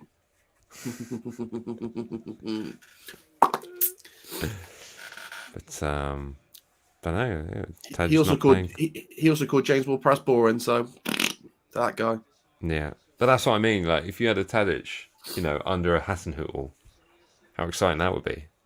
I mean, it would be crazy, wouldn't it? And you would be looking at really for someone younger than Tadic with that sort of thing. But I don't know. I think Tadic has just he's still playing pretty consistently at Ajax. But it's that with Ten Hag gone, there'll be a bit of a change there this summer. I'm just saying, maybe you get him for a bit cheap, be a bit of a marquee, a little bit of welcome back. Cool. These are on the break then. Put it this way: this summer, I wouldn't be as keen for a Gareth Bale return. Still want to say no to it, but No, still never say never. Never say never. Which game can I hear loud? All of them. All of them. Sorry, I can't go a bit. How about you, mate? Who you get rid of? Who you want in? Talk to me. It's really hard. I mean, I think I think Walcott's here for the foreseeable. I don't see anyone buying him. That's that's my issue I've got there. But in terms of the departure list, you got to say Gineppo. Yeah, for sure. It's sad, but you got to say Gineppo because in terms of the the game time that he's getting, and from the last few performances that we've seen, the only one that I'm stumbling on, which I think will surprise a lot of people, or maybe it won't, is Redmond. Nah. He had Look at the assists. In terms of but early on in the season, the assists that he had were way higher than anyone else. And actually, in terms of the chances that he's created, I mean, when he was playing up top with Armando Broja in a few of the games, that was devastating stuff. I just don't think if Armando Broja was a permanent fixture in our squad, if he was a permanent fixture, as in he belonged to us and he wasn't on loan, I just think there could be a lot more done with the link up. I'm going to say 2 words to you, mate. Ryan Bertrand. It's the same thing. He does a job. It's not though. Chelsea have scored. Oh. Staying up. Sorry, Leeds. But we are sorry. But yeah, sorry. But yeah, I just think he does a job, and sometimes he does it well, and sometimes he doesn't. And it's one of those positions where you're like, can we get more out of it? And what would you rather keep Redmond and lose Stuart Armstrong and bring in someone a bit younger, or would you rather lose Redmond and bring in someone that's a bit more of a name, like let's say Tete, who's at he went to somewhere in France on loan for the rest of the season, but coming in from I think it's Frankfurt. I think he's from. Yeah, and he's the wicked winger I always say on FIFA. He's funny. And there's no way to choose your football players, but I love him. He's great. Yeah, you bring in a slightly a future Redmond, someone that's a bit more a Redmond when we signed a few years ago. Like, when he plays well, it's when we play against those teams that are a little bit lower down, and he gets the chance to spread his leg, and he does that season in and season out. Yeah, and when he does those things, it's great. And that's why he'd be perfect for Bournemouth. Not to be mean to anyone, not to be rude to anyone, but do you know what I mean? Like, just he's a bigger fish in a smaller pond. Yeah, is what Redmond can be. Where we, in reality, our pond is a little bit bigger, and I'd like to see that space filled out with someone who can just really do something. And it's just that's the thing. It's like Gineppo we want gone because he's Bambi on ice and he's just not progressed. Yeah, and Redmond can just get more out. Yeah, Gineppo reminds me of a Biffal. I think there's a lot with that. I think wherever he goes next, he'll probably do good things. I just thought that he could have been developed a bit more, and just kind of sad that it wasn't the case because it's a very creative, exciting player who got sent off a lot for Southampton. It's a funny one, isn't it? I do kind of feel like whenever I see like those videos where the players like rating their teammates and stuff like that Gineppo always seems to get brought up as a bit of an oddball. And I don't know whether that sort of just cuts through that he's just he's a bit of an oddball in the dressing room. He's not fully not embraced by the squad, but in himself not fully immersed to where he is and what he's doing. Yeah, because he's always saying he's missing home, and when he did the AFCON, he couldn't wait to go home. I think there's a bit of him that misses where he should be, where he wants to be. And it takes a lot to get that mentality out of him, and maybe a lot more than what he can get. Yeah. Well, I think probably a lot to do with that is these players are all staying in that block of flats, not too far from St Mary's. Yeah, all by themselves. At a young age with all the money in the world, but a pretty isolated existence. So I think you can read a lot into that. And also keep in mind, you've got COVID and injuries as well. There are times, we're talking about all this, but getting rid of Ralph and cutting our losses. You've got to do that on the players as well. The players that are costing the team money and taking up a place where we should be getting somebody new in. Yeah. It needs to be fresh face at Southampton because we were lucky on our last transfer window, really, weren't we? Yeah. We were really lucky to considering what we spent and who we got. We've been extremely lucky with what we've done, and even with the players that are coming through. Like I've seen a lot of articles saying, you know, as one of our centre back solutions, Simiu, because he's been wicked on loan. They absolutely love him. You know what he's doing out there. Is it Carlisle? Carlisle United, I think. Yeah, they absolutely love him over there. You know, they all want another season. I know it's the lower leagues, but he said that he loves playing in front of a crowd, and he loves, you know, that's where he performs at his best, and that's why it's hard for him in the reserve. So that's an exciting thing to think about. So that, you know, we're very lucky, but let's be honest, there's not been a real change in that squad in a while. There have been, you know, Cole Peters coming in. That was, you know, a great move. And then, you know, Peru and Lianco have been godsends, and so have Salasu, but a lot of it has been sort of like necessity and who's been around the club and sort of just hangers on, and people have been there for a long time, and it's, you know, you just need to freshen up. You need to freshen up everywhere, and you know, if we got to get rid of them, we got to get rid of them. And I think Redmond falls into that category, just like Ryan Bertrand.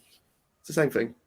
Yeah, but I think with Bert, I mean, you got to look at a lot of these players and think like, if they weren't Southampton players, would you be excited if we were buying them?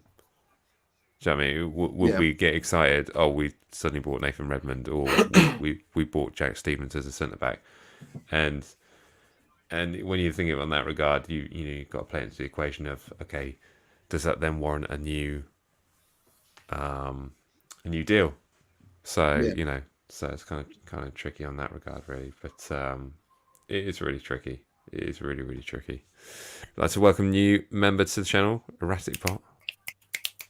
Welcome. There will be some privileges within your members section. Go check them out there. In fact, I'll be putting in some more links to the watch-alongs and also previews, so go and check that out. Welcome to the squad. But it is very tricky. But in terms of, I saw there was a will the Prem be easier next season? I think the gap between the top and the bottom is getting bigger, much bigger, and I think the real tricky part of this is Newcastle are going to be spending a ton of money until they get what they want, a bit like what Man City are doing. So what that then has a knock-on effect to, like, there are clubs aspiring for Champions League, and I'm sorry, it's not going to happen. Like, you know, the likes of Aston Villa last season saying, we want to get Champions League football, this is our ambition, this is our goal. And it's just not going to happen. It's because the clubs above you have got obscene amounts of money that will just keep pumping away until they get what they want. You know, Liverpool are going to be up there for the foreseeable. Man City, you know, Chelsea are going to be spending big again comes soon. The thing Newcastle the thing about Liverpool is, like, as long as they've got Klopp, they're going to be fine. But they still don't have the best ownership scheme. Their transfers look amazing because they know how to spend that money. Yeah. But at a certain point, like, you might have to spend that bit of money if you want to catch up to City. Like, let's be honest, like, they're probably not going to win the league this season, and they didn't win it last season. So all working well. But if they want to get over that final hurdle, they might have to. They're either going to have to commit to get. But that's the other thing that makes this league, like, not fair. I mean, it's kind of, you know, but it's not. It's like with the amount of money that Man City is spending. Like, if Man City didn't have the funds, you know, Liverpool would have won 3 titles on the bounce, wouldn't they? Yeah. But then you think, well, how far do you go back? Do you then go back to, you know, when Chelsea got new ownership? Do you go back to when Blackburn Rovers won the Premier League and they had new ownership? Do you go, you know, how far do you roll that back? But, you know, ultimately, fair play is there for a reason to make things fair. But really, the gap between the top and the bottom is, you know, if we get top half finish next season, we should celebrate that we won the league. Yeah, pretty much. But that's the thing, isn't it? There is something to fight for, and that is the catch injections of the higher play finishes. Mm-hmm. And if you can work it, I mean, you look at Leicester. Leicester have worked it to a position where they're getting, you know, Europa football, Conference League football, a really good FA Cup run, and they're making things out of it. If they've somehow works it out again, I think it's going to be harder for Leicester because I think there's gaping holes. But you look at Leicester and they could have, they won the league, which is incredible. It's insane. So that's always on the cards that anything can happen. Yeah. But they prove that you can work your way to the other side of the pit, other half of the table, and be a successful club and have trophies and win stuff and have a good time. Yeah. See what's happened to Newcastle. If you look at Wolves, they're like that. You can step up there and get up there and have a good time. Mm-hmm. You know what I mean? There's other things other than the league, but if you can hang around in that top 6 long enough, that top 8 long enough, you will start to develop those funds just a little bit more. Do you know what I mean? You've just got to try and be consistent. Just try and find some consistency. There's so many aspects to that as well. It's like you can look at, but brand of clubs, like whichever way you want to look at it. Man United is still the biggest club in the Premier League. Mm-hmm. Biggest club in the world. In terms of their exposure globally, in terms of all those Londoners that make the trip up to Old Trafford every Saturday, it's we joke about it, but in terms of their brand globally, they're huge, regardless to whatever they do, and they're still going to be able to sell a ton of shirt sales. So there's so many aspects to this league that then you suddenly have clubs spending obscene amounts of money to get players in. I mean, I saw some comments in the comment section about capped salaries and stuff like that. I'm not 100% for that logic because I want to see Haaland in the Premier League. I want to see Kevin De Bruyne stick around. I want to see other Man City players.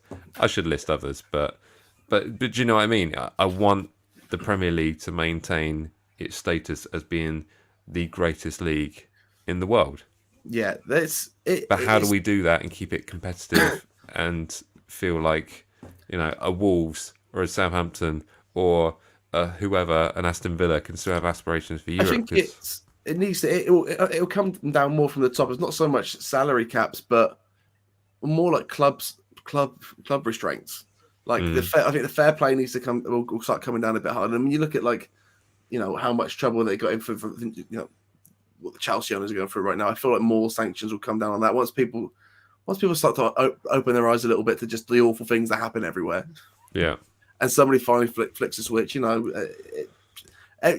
at the way that society is nowadays, Mike. If everything just coming to a crumble when people when a mass amount of people starts realizing just how bad something is. Yeah.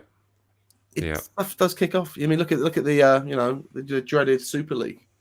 Yeah. Once stuff gets bad, we do eventually kick off. Yeah. Because it is a working class game, and the fans are working class, and as soon as you start to take that away from them, it all kicks off. And if this sort of Super League happens again, they're already doing something with the. Oh, let's not even talk about this. That what they're doing there is just the most ridiculous thing ever. There's always going to be kickback on those kind of things, but it's. Yeah, but do you know the new Champions League thing? It's like it's a league table with 36 teams, but you don't play all 36. You play 8 teams, and then after those 8, you play both those reverse fixtures. Then the top half and the bottom half split. Wait, everyone. Leicester 1 up against Norwich.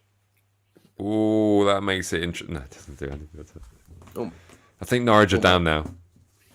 I felt a bit bad for Leicester because last season I spoke a lot about Leicester and talked a lot about them. And this season, I've just not watched anything. Just don't. Yeah, I think they'll probably be disappointed with this. But going back to this FIFA Fair Play stuff and all that kind of stuff, I have zero faith in any of that because Everton have already gotten away with it. They're going to get away with the points deduction as well, and that's where it's wrong. It's wrong that they've been able to suddenly do a deal with the Premier League in terms of like, oh, we'll have a word with you in terms of who we're bringing in and all this kind of. It's like, shut up, deduct. I think in 15 years' time, 20 years' time, the one thing that we will get out of the Gary Neville Prime Minister time will be that he will fix football in England. I think I don't know what else will happen, but one thing about Gary for PM, I think those independents, educators will come in and sort some stuff out. Yeah, yeah, I certainly hope so. But the fact that the If problem you is don't mind that talking the for a second, Everton so I'm game. just going to. Do you mind if I use the bathroom real quickly? What, Yeah, do you you mind? carry on. I'll go You carry on. there. Back now. I'll hold the room. I'll hold the room. You got this. She did it for a whole 45 minutes the other day. No, but just why Jack's relieving himself. It's just in terms of like because Everton got away with it. Like other clubs will suddenly look at that and go, fair game. It's absolutely fair game because it basically opens the door for all these other clubs. And I'm looking at a Newcastle and I'm looking at, an Aston Villa. I'm looking at all those other clubs sort of with aspirations to really push up the table. And it's just left the door wide open for them because they know they can get away with it now. And that's the problem. That's the problem. The fact that these clubs wanted to break away and make a Super League were deducted nothing in terms of points. They were fined a nominal amount of money, which was actually far less than a lot of clubs in the lower leagues for having financial implications upon them. And it's just wrong. It's just absolutely wrong. And until they get those things stamped out, they're just going to get away with it, and it's just going to get worse and worse. But there we go. But it'll be fine. It'll be fine. We'll still cause the upsets. And I guess that's the fun thing about the Premier League is the fact that you can have a club that spends 600 million on a squad and they can't score a goal against you, and that's how mad it is. That's how mad it is.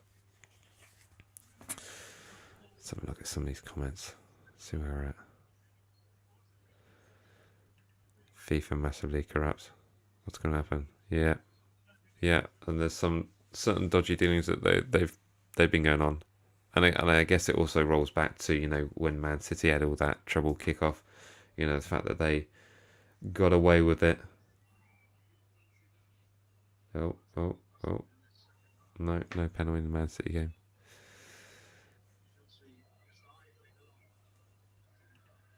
As much as I don't like it, Ings would have helped. Yeah, he looked pretty good last night, actually. I do have to be honest. But you can't argue with the fact that perhaps 35 million for a player who's only got a year left on his contract. It's good business. Good business.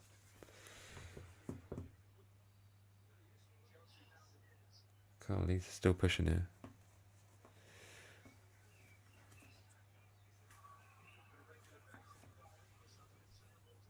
Interesting one here. I would 100% take Ings back after the season. I understand why he left. Okay.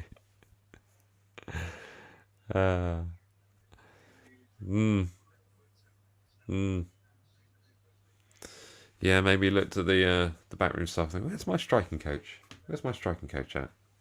How am I going to do this? If Everton lose to Watford, they can still go down. What's happening there?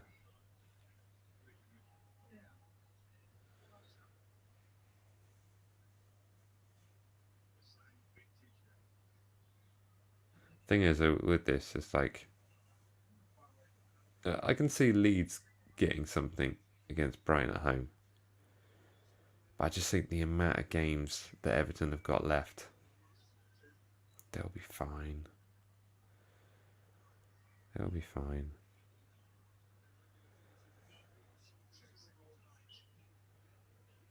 They'll be absolutely fine.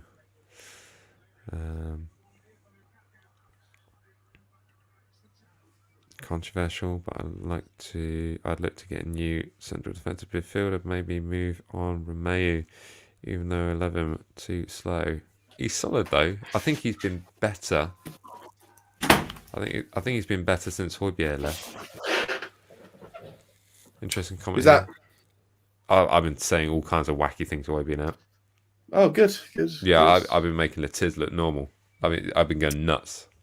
Let's not go that far. Wow. Did you say that? What's worse than the Earth is flat? Did you say the Earth is negative? It's inverted. It's an inverted prism. It's inverted. It's inverted like a half pipe. Yeah. Well, heaven is a half pipe, so. What do you make of this comment from Dan? I mean, I think there needs to be another backup, a bit like when we had one choice in in left back. But Yeah, I think it's Romeo's been pretty good actually. But I think Romeo's actually it's been another workhorse this season, but he does have off games, and mhm, I think every position in the squad always is better when you have got a viable other option. I think mhm, it makes all the fullbacks play better knowing that any of them could not play one game. And I also think that we do rely a lot on Ori, who yeah, he is a really good player. He's one of one of our best, but there's a lot of pressure on him to do probably more than what he can give us. yeah, And I think looking for a new CDA. But here's the thing: like we know when we got Diallo, we kind of thought that was the backup, and Diallo's clearly not physical enough to play that position. mhm, But he's also not quite attacking or sure enough of a passer to play slightly forward. I'm sure his game will come along, but I feel a more aggressive centre defensive midfielder, especially when mm, you look at like the likes of Rice and Calvin Phillips and just younger, hungry CDMs. I think every team is bolstered by that. yeah, Yeah, definitely. Not maybe not to replace Romeo, but I would say to be very close behind Romeo. I don't think another sort of Diallo. Oh, he needs a bit of time. I think he should be on the heels of Romeo, mhm, but not quite there yet. Kind of like how like how Lianco seems to be at centre back. He's not yeah, the finished article, but he's still ready to go. yeah. Like a Basuma type player. Yeah, It's a for good player. sure. He's a phenomenal player. I think there's a lot of players in that Brighton squad which are very, very decent. And of course, as bad as it was to go to Brentford and lose 3-0, to go to Brighton and lose 4-0. Yeah, Yeah. Tough place to go, Brighton. We only managed a point there. yeah, it's a difficult lemon, difficult.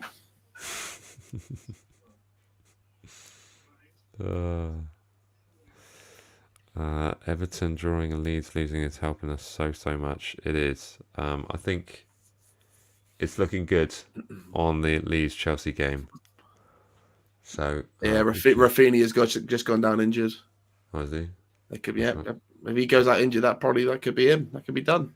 Last time he ever plays for England in the Premier League. Oh, hold the phone. Leicester have scored again. Oh, Nobody Bonza. cares. Emotional damage. Yeah, I feel. No, I don't feel sorry for Leicester. I'm not gonna say it. But there's another club, massive rebuild. Yeah, They're gonna have to do a lot of things. you look at all of them, mate. I think you're gonna have Newcastle for a big rebuild. I think Villa are going to be buying a lot. I think, I think Wolves will probably have to buy quite a bit to sort of to maintain. Palace for sure. If they don't get to keep Conor Gallagher, they're going to do some work to get that flow. And I think Vieira's done enough that they're back in for that. But look at Palace, what they were doing towards the end of last season. Everyone's still going to go, well, all your players are out of contracts in the summer. Like, literally all of them. And now they're suddenly, because I had concerns. When I say concerns, I thought they might go down this season. Palace. Yeah, Okay. there's the end of last Right. season. I could see saying that. Yeah, Brighton. How stupid do I sound now? Palace, Brighton, and Wolves. There were three clubs that I was thinking lots of change. Like, okay, Bruno Lange coming from the Portuguese league, has done great things there. Will it transpire? But in terms of what they were doing, overall, I thought there were three clubs that might be in and around it, and they've done amazing things. Amazing things. Yeah. Just makes our jobs Mate, harder. we've not even talked about Everton.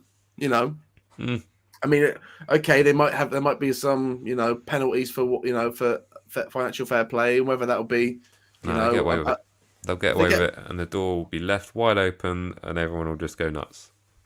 Yeah, it's going to be criminal, absolutely criminal. The fact that the fines, the penalties that were made for those clubs that want to join a Super League were just non-existent. Nominal amounts of money. Was it $1 million?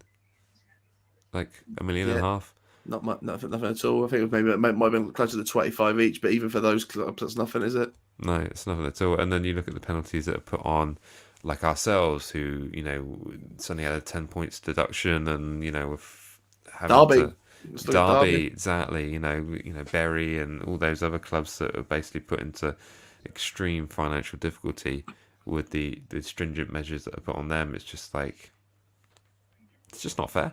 It's not fair. It's not at all. It's not at all. No. This is what happens when we have a preview show that goes on for an hour and a half. Just end up going, it's not fair. It's pretty wild, isn't it? It's pretty wild. Hey, it's not fair, but one day when I strike oil, by that I mean I'm going to go to a petrol station and slap a tank.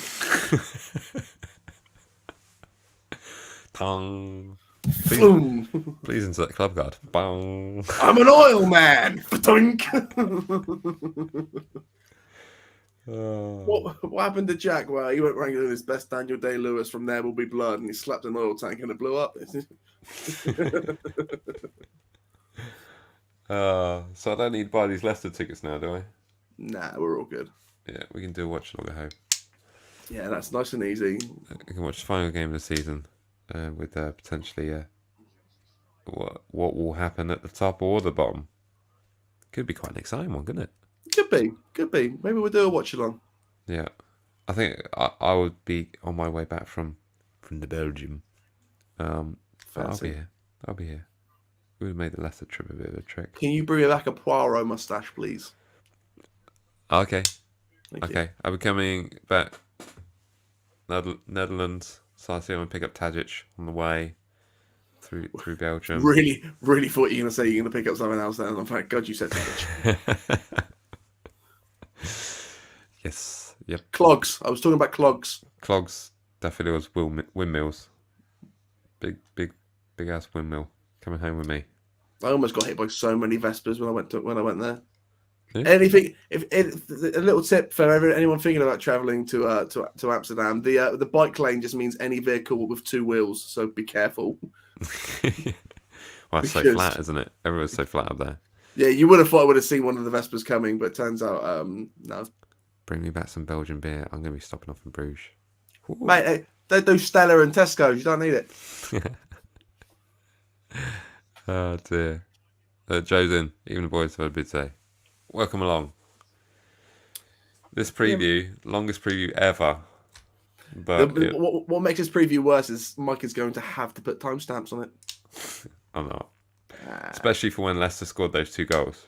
If anyone can just do us a favour, just go for it. Oh dear. I can't remember the name of it, but there's a really good Belgian beer. You know, the one with the jester on it. Was it Zoot? I can't remember now. I don't know, actually. I do not know. One. I don't know. I know. Wheat beers. Yeah. Usually my Brewdog stuff tends to say a bit of Belgium on there. I think it's just a dab of Belgium. It's a hint of Belgium. I can't remember what it was. It's really good. And every time I go there, so you should try this one. I go, I've tried it. It's very good. I know. I'll have another one. Oh, was that a little nudge to the RIP to the Mike Beer channel? You still on the Beer channel? Is that still? Yeah. Still get uploads? That wasn't the healthiest thing to start. I'll be honest with you. It was. Yeah, I had a feeling. Yeah, it's difficult to edit after you've thoroughly tested things. God, Leeds are throwing things at players again. Seriously, sort it out. They were doing that over the weekend. I was like, what part of Dirties don't you understand? Hey, let's be fair, mate. Let's be fair. I've seen St. Mary's throw scarves at the players. And Redmond is down. He's been struck by a scarf, which is half cotton, half polyester. So it was incredibly itchy. Doesn't it tie the room together? We will do score predictions. Actually, we'll get onto that. Should we go and say you kind of alluded to a score prediction? To be fair, yeah, let's do that. All right. Let's do something useful for a preview show and do our score predictions. That means whoever's watching this, if they want like the normal preview, they have to watch all hour 45. Yeah. If anyone's watching this on replay, just smack it in the comment section. I'll be amazed. And fair play to you. Good on you. This isn't really the kind of replay show, but just in case someone is, just give us 2 thumbs up in that comment section because I'd be fascinated to know. Oh, Leicester scored again. Leicester have scored again. Oh, Chelsea have scored again. Have they? Yes, they have. Oh, that's good. That means we're safe. We're definitely safe. We're all good. We're all good, guys. Unless Thanks we for watching the lose. stream. Do you know what? I will say it. I'll say it. If Chelsea have scored, then I think we need to lose 9-0 twice Right, well, let's not for us say to be in that. problems. Let's not go that far. Right? Because we've got like, Leeds at home, we've got Liverpool at home, and then Leicester away. Well, Liverpool never done it, so you know they've lost 7-2 with 11 players on the pitch. I think that's worse. Oh yeah, this should be a goal. God, you know you've had a bad game when Lukaku's going to get a goal. All time in the world. God, yeah. God, that goal was in slow motion, wasn't it? It was. It was lumbering, wasn't it? It really was in slow motion. Right, here we go. We're going to go for our score predictions for the game at St Mary's against Liverpool Football Club, who will be chasing goals to try and mop up the goal difference that Man City seem to be just running away with at the moment in their game at the Molineux. They're currently 3-1 up, sorry. 2 goals up. So, as always, stick your score predictions in the chat section for our game against Liverpool, and we will be going through those right after me and Jack have given ours. Right. What are you going with, Jack? I've pretty much given it away. I'm going for the most hopeful 1-0 I will ever give on this channel, I think. Like, considering where we all are right now and where our morale is, that is the most hopeful 1-0. This 1-0 should really just shine a light on how I do these predictions. Yeah. It kind of gives you an insider look as to like what is the logic behind this. And when you're talking about your team, if you're a supporter, this is one of those times where you just got to bite it. You just got to bite it and you say, "Yep, 1-0. It's 1-0." Yeah. And I think this is one of those games where you just like, I would be amazed if a draw happens in this game. Yeah. Amazed. So I'm going to get... You're definitely going 1-0. I'm going to go 1-0. I'm going 1-0. You're locking it in. I think, like most Saints fans, I would take a low-scoring defeat right now. But being a fan of the club, backing the team, I'm with you, Jack. Let's go 1-0. 1-0. If it's going to be done, that's how it's done, isn't it? In terms of like getting a goal and just frustrating the heck out of them, and just really sort of racking it in and making sure that we do what we got to do. But it's going to be unbelievably tough. So there we go. Me and Jack are both going for an incredibly ambitious. I mean, it's like walking up Everest in your flip-flops, but we're going for it, aren't we? It's like walking up Snowdon at night. Seamless link, like a Jack. Got you. Link to the walk up Snowdon is in the description of this channel. There we go. Of my walk up Snowdon for Macmillan Cancer Research. Cancer support, sorry. There we go. Right, let's get on to everyone else's score predictions. And we've got a few. Do you know what? There's a lot of smart people in here. Oh, there's a few that are... Oh wow, yeah. Don't know where to start here. Here we go. Come on. With an apology, probably, I'm going to guess. Yeah, there's a few in there. I don't know, because a lot of people put in the Chelsea game score, so I got confused then. Right, here we go. Oh, look at this. From new member, ErraticBot. 7-6 to the Saints. I mean, I'd be more amazed with this than I would be a draw, obviously. I mean, this is ambitious. Van Dijk with 4 own goals to put Bednarek to shame. Yeah, makes tracks, yeah. Love it at all. I also like this. That's not impossible. Straight away. Then just simply noises of yay and our anxiety. God, this is ambitious from Adrian. Right, Adrian's going for a 3-1. 3-1 to Saints. Look at that. Barney Hayes going for a 2-1 Liverpool. Yeah, not much. It's yeah. Get out. Hart says a cheeky 1-0. Hez says a loss, but I got slated for being pessimistic before the Palace game. Yeah.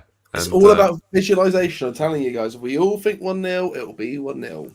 Look how wrong we were about that. I'm going to be optimistic and say 9-0 live VAR pool. Oh, 1-0 Saints. So that's I'm cautious when I say this. Mindy Minion. I think that's safe. Yeah, I think you're fine. Yeah. It's Jenny you want to look out for. Oh, okay. 10-0 Saints. Love it. Someone's been on the Belgian ale. We won't win, but we'll play for the badge. Let's hope so. That's what we're after, really. That's all I want. As long as you get to the end of the performance and go, well, they put everything into that. Yeah. Chloe's going for a 4-0 to Liverpool. There we go. Did I hear a rumour that Chloe, it was you that won the big money at St Mary's? Let us know. That's amazing if it was. Amazing. I think I saw in one of the comments on the previous video that was the case. If it was, fantastic. That's amazing. And if you did, that membership's just down there, you know? Yeah. Jack likes Twixes. Toby Rogers, look at that. Go for a 1-0 Saints. Look at that. Love it. Chelsea scored again. Not yet. Should have done. Josh is going for 1-0 Saints. I was going to put a draw, but when Jack to get angry. You know it so well. James going for 1-0. Loving this. This is what we do. Oh yeah. Jenny is saying 2-1 Saints. Yeah. Got it. Kieran Yu is going for 1-0 Bednarek own goal. Oh dear. Andy's participant. I'm going to put that in, just for the sake of it. He's going for a 5-1. There we go. Thanks, Andy. Thank you so much. Burnley still has Spurs and Villa and Newcastle. Yeah, this is true. It's possible that they... Oh, I thought I was going to go in then, but it didn't. Chris going for a 3-1 Liverpool. Stop it. Stop. Nope. And someone's going for 4-1 Liverpool. Stop it. Nope. Stop. Nope. Kyle Walker Peters goal though. Whee! Diaz. Massive. That Diaz player is good though, isn't he? He's really good. He's good, and I think it's funny that he was only at Liverpool because Spurs were looking at him. That's so funny. Fat Satan's going for a 1-0 Saints 90th minute header by Lianco to win it. Can you imagine? My boy! Do it. Just do it. For me. That would just make all the wrongs right about our club right now, wouldn't it? Yeah, it would. It would just correct stuff. There'll be letters of apology going off to Ralph saying, I'm sorry about, shouting all those things at you. I was upset. But yeah, that would be amazing. Tristan's going for 3-1 Liverpool. God, my thing's just gone nuts there. Fraser forced a bicycle kick for a 1-0 Saints win. Love that as well. Dan's going for a 4-0 in the opposite direction. I hope she's going to win 1-0. We must be in great form. Yeah. We are. Yeah. Shane Long 1-0 win. God, love that. Yeah, we've got over a week to prepare. I think Liverpool are going to be playing like 3 or 4 games between what we've done. And they might have their confidence. I don't think Ralph will overthink it. We're just going for a 2-1 Saints. Streaming Sacrifice is going for 2-1 Saints. Prowsey, Brozier to score, and Mane to score. Tell you what, if you thought there were tears last season from Ralph when we beat Liverpool, you wait if it happens this year. Yeah, It'll blow up. It just blow up. That'd be nuts. Sorry for my rule one. I've got to go 0-0. That's not terrible. Not terrible. Clean sheet, but it's the draw. Get off the thing. Conor Ricard's going for a 2-1. James Ward-Prowse stoppage time, long goal. Ooh. Mark's going for a 1-0. Lewis is going for a 3-1 Saints. Letizia to score the third goal. Okay. All right. Fair enough. Jack Stevens in the 92nd minute. What's that? Oh, I got lost again. That's when they come on. Just going to come on for the 90 seconds. Got 3-3 in there. Wow. Rizzo Dizzard's going for 1-0 Saints. It is full time at Leeds, by the way. It's done. We are safe. We are staying up. So we are staying up. There we go. Everyone can renew with confidence now. You're going to be seeing less games than you would have had we gone down. 30-31. Maybe 6-1 to Liverpool, and Ralph will melt and explode if we win. Yeah, I think he might. Be a hell of a show. It would.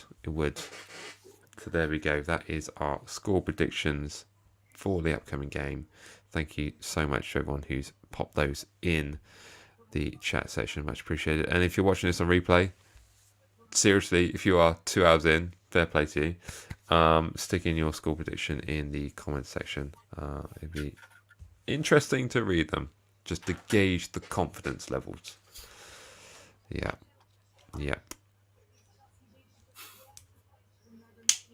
When you see hour 56, you think, how has taking James Cameron this long to make Avatar 2? And this content is just as good, just as long.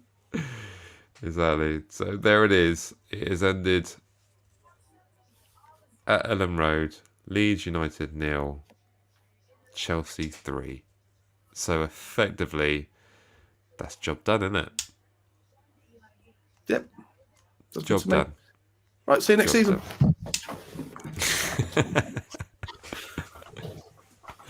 Now I just think we still need to do something though, because I would be really disappointed if everyone sort of looked back on this season and said, "Oh, remember how bad Everton did in that season," and they finish above us.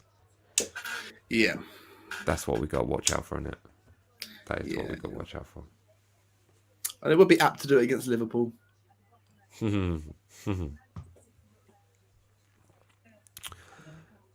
Yes, indeed. It would be very apt to do it against Liverpool. It's We did it, bro.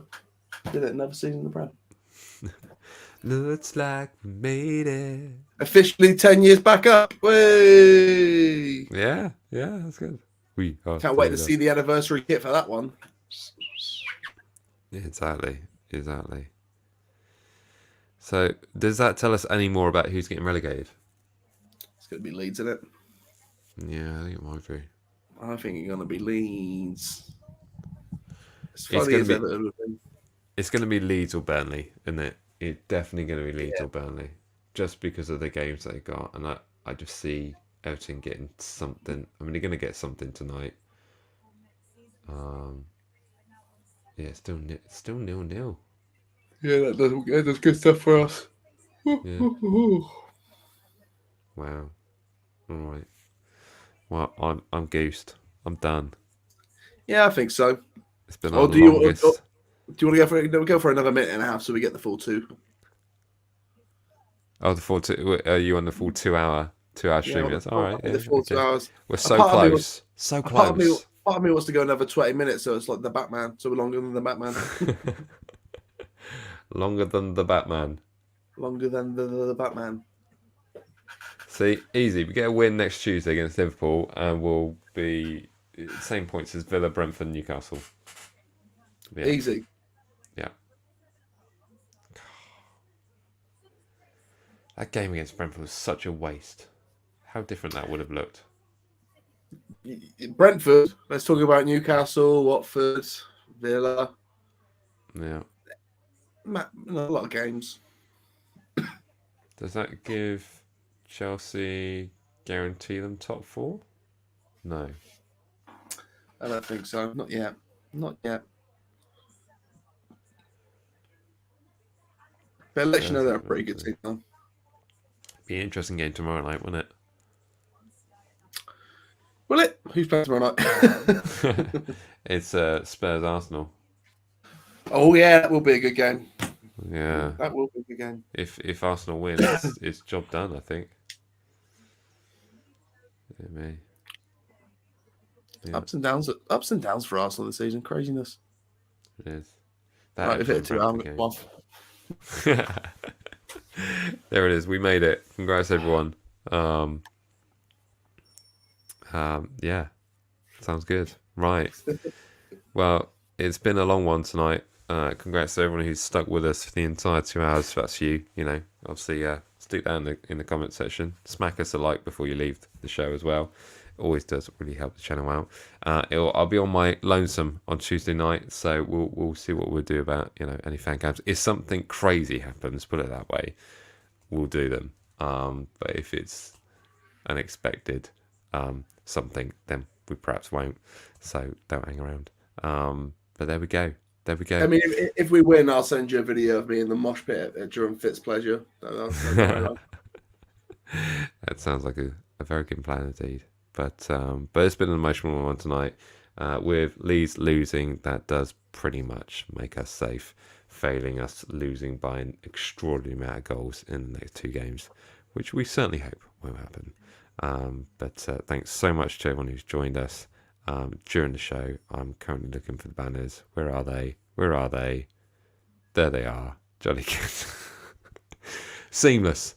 It's what you subscribe to. It's what you subscribe to.